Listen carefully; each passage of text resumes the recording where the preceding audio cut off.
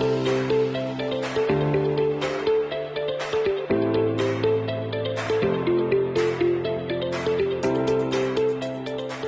Michael McNerney. I'm the publisher of Martech Record. For those of you who don't know, we're an independent trade publication that covers this industry, and I'm very happy to be here. I'm really excited about the panel we have here, real experts, people who are doing this every day. So if we could kick it off by just introducing yourselves, that'd be great. Well, Mike, you're the real expert, so thank you. Thank you for being here. I'm Hallie Gellman. I lead commerce partnerships across News Group, with our primary focus being on Today's Show and across NBC Select as well. We work with a number of brands, retailers, and try to identify ways to promote them across all of our content. I'm Tim Chan. I'm VP of Commerce at Penske Media, so I oversee our commerce and lifestyle editorial across brands like Rolling Stone, Billboard, Hollywood Reporter, and Variety. And Tim, I think it's worth mentioning that you also have a brand in this. I do have my own brand. It's called So Gay Rosé. It's a canned wine brand. I don't know if this is good news or bad news, but we sold out of inventory a week into Pride. So, I mean, we could be making way more money this, and I didn't foresee that. So, I think as a good PR person, you can spin that into a positive. Yeah, got it. He's going to use that to his advantage Yeah, next year. exactly. Yeah, absolutely. Yeah. Jake Legansky, Vice President of Affiliate at Dreamday. Dreamday is a performance PR agency. We are a full-service, full-stack affiliate agency. We're also a full-service, full-stack PR agency, which means so many different things in 2025. But as VP, using fancier words than I probably have to, but we're on stage. My responsibility is like strategic architecture for all of our clients, especially at the point of sell, making sure that we're actually onboarding clients whose problems we can solve. Well, let's start with definitions then, since you said that's difficult. What does PR mean today, right? Like, I think we use the term all the time, but I like to start panels by creating some definitions so we know what we're talking about here. Sure, yeah. I think from our perspective, this is such a silly answer, but I'll start with like public relations at its core. When you're building relationships, it has to come from a point of trust and authenticity. Like those two things tend to be really synonymous. And so from our perspective, especially like from like a digital marketer's perspective or a growth marketer's perspective, we find that trust and authenticity are force drivers of growth. So that's what it means to us. At the end of the day, it's that we want to make sure that the stories we tell are very native and genuine to the brands that we represent, and that we're also meeting their customers respectfully in places that they want to find them. And as a quick follow-up, what are the type of skill sets that make a good PR person in the agency space or with the clients you're working with? Willingness to be wrong, I think, is probably a really good one. We like to say be obsessed with being right, be emotionally capable of being wrong, and kind of learning and iterating with your audience along the way. So I think that's a really important one from like a soft skills perspective, and I think from like a hard skills perspective, persistence is really important. In the case of like working with Tim or Hallie, like you build these relationships with people along the way, and when you get rejected, it's not personal, it's because it's not a fit. But that doesn't mean that you just don't follow up ever again, right? Being persistent and representing brands and yourself in a way that you would want to, and to build that relationship is, I think, also really important. So, Tim and Hallie, both of you get pitched by a lot of commerce teams, affiliate teams, PR teams. They all probably have separate names at this point. But I'll start with Tim, how does getting pitched, or does it differ between those teams? And how have you observed the kind of different approaches taken? Yeah, well, we definitely get pitches from the PR side and the affiliate side. I think PR traditionally has been more of a storytelling element. So there is less focus on sales, less focus on data. Maybe it's a beautiful new colorway. Maybe it's a celebrity collaboration. So those are the pitches I would get from a traditional PR firm. The affiliate team is pitching me things like, this product sold out in 1 hour, or there's a waiting list for this because it's so popular, or like more sales trends and sales data. And a lot of times it takes both for me to turn it into a story.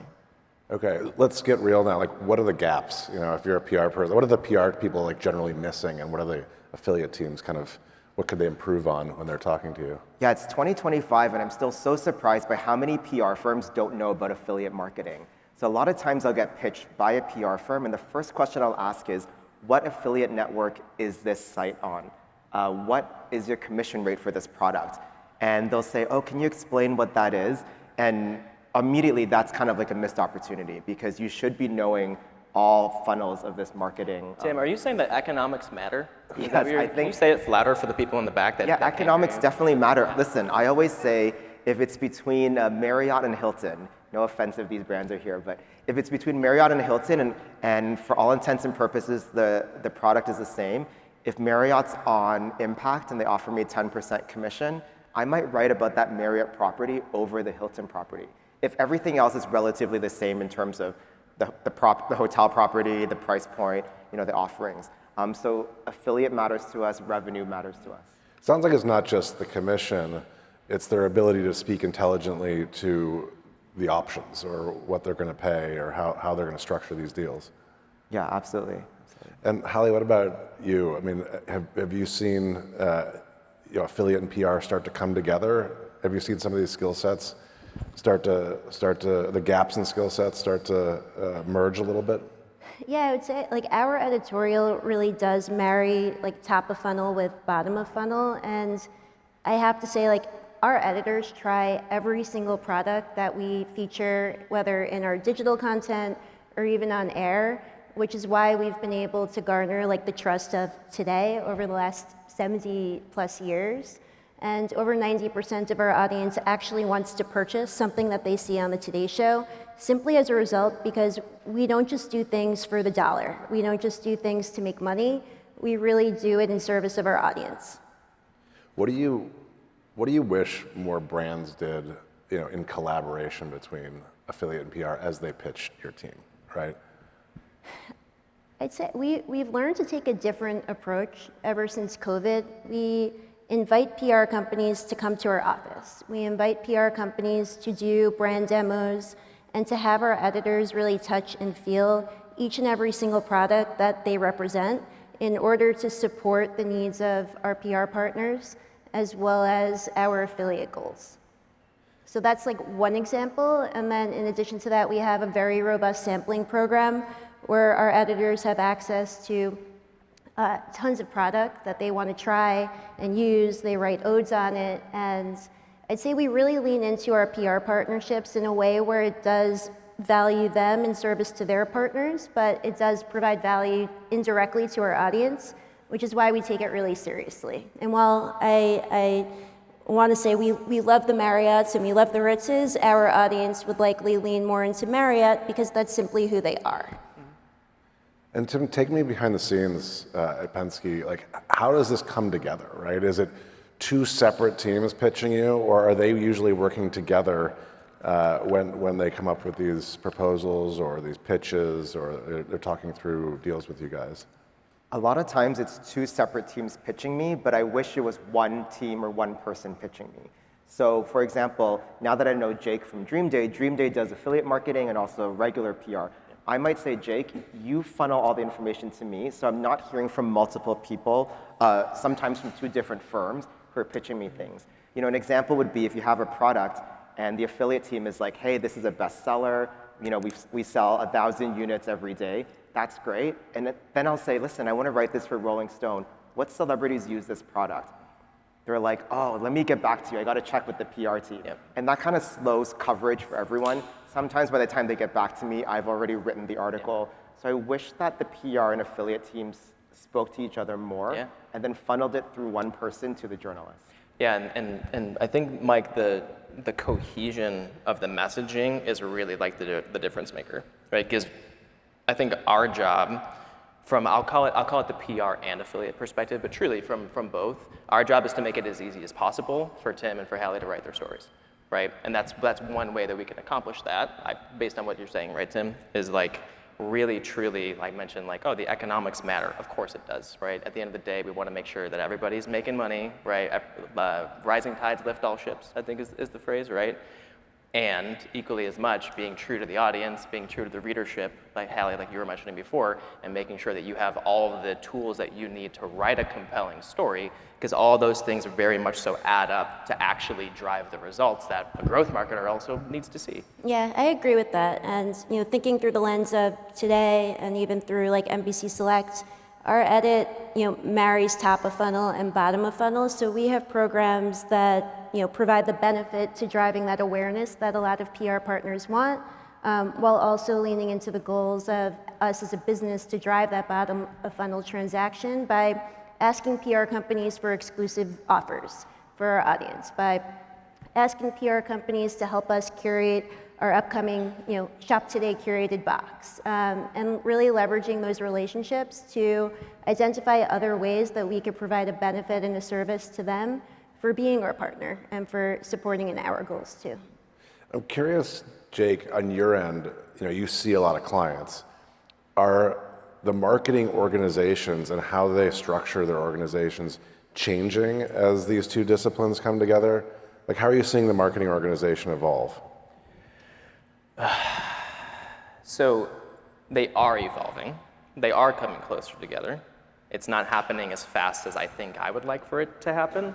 It would make it easier to pitch, right? Yeah, well, so now picture, I mentioned like a big part of my job is point of sale, right? I'm very frequently talking to people who sit on what you would describe as the marketing organization and people who sit on what you would describe as the brand organization. Why are those two things different in the first place? Right, I think that's question number one. It usually tends to be because of like a legacy infrastructural, not even problem, just how they originally kind of cast those teams and how they staffed those teams.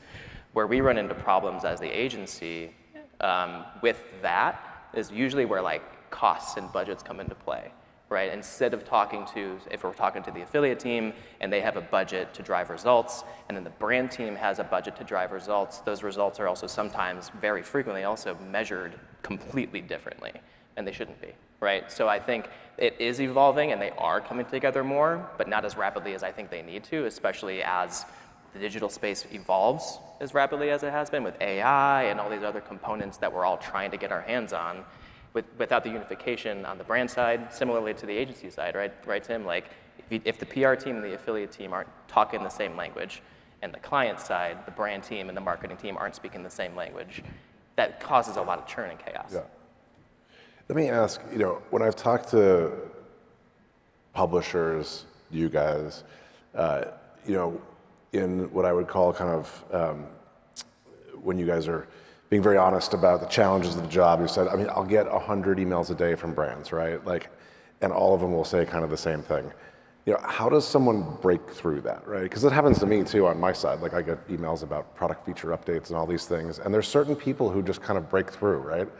And what is it about the right email or the right relationship building that allows someone out here who's an affiliate marketer trying to get more into the PR element to kind of build that relationship where when that email gets sent, you're going to be like, oh yeah, I definitely want to read that. I think subject line is super important. I know we use Outlook, so I don't know, there's like 100 characters that I see in the subject line, so make sure you make use of those 100 characters. If you are traditional PR, I look for words like exclusive, invite, sample request, gifting, things that will like pique my interest. If you're an affiliate marketer, you should lead your subject line with like 50% commission, promo code offer, exclusive discount for your readers. That gets my attention more than a subject line that says Father's Day gift guide pitch. Because guess what? Dozens of other people have also sent me a Father's Day gift guide pitch today alone.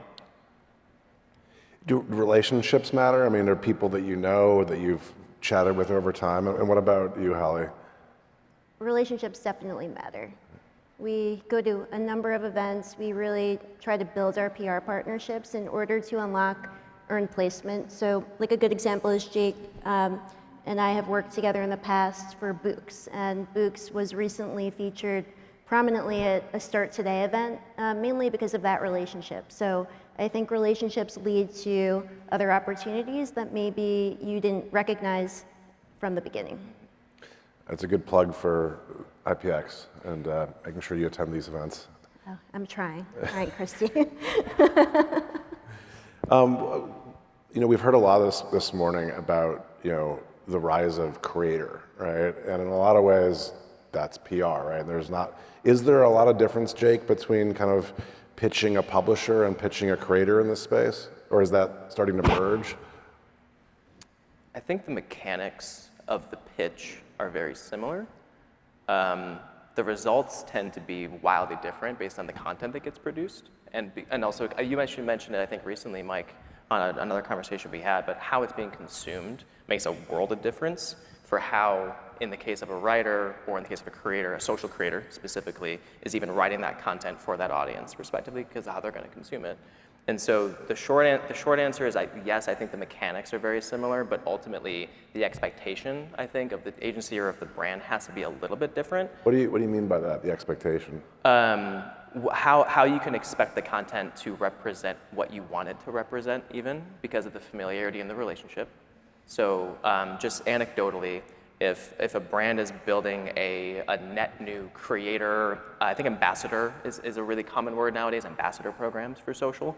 If you're building a net new ambassador program and you're starting from scratch and you're a brand that's been around for a little bit, but the general public doesn't know a lot about you, to get your message out there through creators is also really, that's kind of like a leap of faith, right? You tell them what you're all about, but really you get the product in their hand and you let them tell you what they think.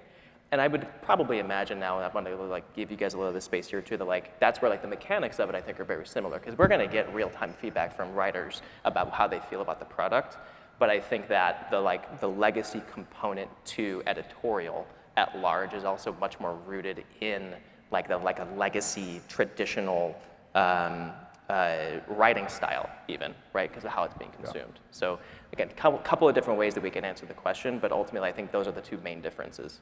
What about measurement? Are you going to measure Tim differently than you're going to measure the creator you've developed a relationship with? Wow, I don't know. I think it's different. I think, for example, Rolling Stone, we still consider ourselves, a journalistic outlet first and foremost. So even if we have a great sponsored package or whatever, if the product isn't a fit or if the story angle isn't a fit, we'll tell you that, and either we'll pass or we'll work with you to find an angle. I think it's important for brands to know what their KPIs are. If it's just awareness, if you're Bottega Veneta and you want to give a bag to Kylie Jenner, that's great if you want to pay for that awareness. Do I believe that Kylie Jenner's followers can afford a Bottega bag? I don't. They're buying Quince dupe. Yeah. Which is a dream dupe. bag. Oh, don't say that. Come on. Quince alternative. No. Alternative. But, my point is, if you want to drive sales, are you going to a creator, which might not drive sales, but they'll drive awareness? Or are you going to a publisher who can really write a detailed, informed review to drive the sales? So it kind of depends on what the brand's looking for. And Hallie mentioned it earlier too, but you're talking about, is it about awareness or is it about conversion? It can absolutely be about both too, right? Hallie mentioned the concept of an upper funnel or a lower funnel experience. It can be a full funnel experience, right? And so from a measurement side now, Mike, back to the root question, it's I don't think any individual partner, whether it's a small creator that has 10,000 followers or a big publication like Rolling Stone, should ever be treated the same way on what your expectations are. But you also can't just do it. It can't just be once, right? It has to have repetition, and it has to have a trend line over time to understand really what that measurement should look like in the first place, and how you can hold them to certain standards. Jim, I'm curious, before we end, what you've learned by launching a brand, by being on the other side of the equation and pitching the story of the brand. Well, I've learned that So Gay Rosé should have been on an affiliate network, because we would have gotten way more coverage. Because a lot of brands, the same way I reach out to brands, they've said, hey, we want to put you in our Pride Roundup. What affiliate network do you use? And we weren't on one. So, that was a big miss for us, I think, because people are asking for that. But I think for me, it's really about authenticity. It's called So Gay Rosé. It's a brand that's queer-owned, so obviously there's something personal behind it. So I think that's really important, which kind of goes back to what we were saying. Ultimately, you lead with the story. The affiliate team can give you all these stats and numbers, but if there isn't a good story, an authentic story, something that's compelling that will hit home with your readers, it's not going to move the needle. I want to finish up with one question, both for Tim and Hallie, and that's, we've talked a little bit about how teams work together and how you make sure you say the right thing, but do you have any examples of, a brand that started with affiliate, but then was able to push things farther because the PR team got involved and was able to kind of make that go viral, or, see something that was working and then say, hey, mate, we should put some more effort or money into this? Not offhand. I mean, what I love about what we do is we really do our best to support the emerging brands and the emerging companies that are coming in the beauty space or the fashion space. And, leveraging what we have as today broadcast to help those brands emerge. It's almost like a coming out moment for a brand to get like the Today Show badge of honor. And it's something that I really I don't take it for granted, and neither does our team. We have such a power at our fingertips to have access to an audience that tunes in each and every day. It's that habit, as Jake was speaking to. So having 3 million viewers tune in each and every day is certainly like an advantage that we have to support those emerging brands and help them tell the story about the time when they were featured on Today and how we help them build their business. I'll say for me, a great example is Ritual vitamins or supplements, Ritual. Their affiliate team is like, hey, we have great commission rates. It's 40% commission or something really, really great. But it was kind of the same products that they were promoting, and we had written about it when it first launched. And then I would say last fall, I think the PR team pitched me a sleep study that Ritual had done to be like, hey, people taking these Ritual supplements in an independent study slept better, woke up less stressed, et cetera. And that was the angle for me. Sorry, there's like a fly like buzzing here. That was the angle for me to then finally write about this product that had been around for a while, and the commission rate was always good. But PR gave me a newsy angle to cover it. And we ended up doing really good business and good sales in that story. Yeah. Well, and that's net new content too, right? I think that's a big component to kind of this entire process and this entire consideration, which is if you don't have new product all the time, like a Quince, right? Quince is always coming out with new product launches. If you don't have that, you have to have different ways to compel content creators, right, to write stories about you in the first place. I think that nails it. All right, we've got a minute and a half left. What do you want to leave with affiliate marketers or PR people about, pitching that they probably don't know today? Like, what's your advice as we close out? Start with Jake. If you're not doing it already, you really should. And what I mean by that is, I think, going back to your question about do brands have unification in-house? If the answer is no, you should really prioritize that somehow, some way. And I also think something that we say on our team, it kind of ties back into the relationship component, is that friends do you favors. Don't treat people like they're just a machine. As much as I harp on the economics of the relationship, money helps, but so does being a human, and so does making sure that you're meeting people where they're at and kind of building up that trust along the way. I would say for PR, traditional PR, I would say know your brands and kind of get creative. There could be 5 different people sitting here on stage, and if you're doing a good job, you can have 5 different pitch angles, so that each of us will have an exclusive story that runs on our site. If you're pitching us the same thing, you're going to get 5 of the exact same stories. So I would say be creative. And then for affiliate PR, I would say don't think your job is just to negotiate commission rates and promo codes. You can also do storytelling from numbers. So like I said, we love sales data as a story. We love anniversaries. If it's the 10th anniversary of this product launch, we love that. If it's back in stock because it's sold out, we love numbers as a newsy angle. So don't discount using data as storytelling. Data definitely helps. I'd say collaboration opportunities with exclusives or launches, any data around virality and trending data is always helpful, and help us find a way to work with us, partner with us, have a conversation so that we could unlock opportunities together. Excellent. Well, thank you everyone for being here, and thanks for joining us, everyone. Thank you.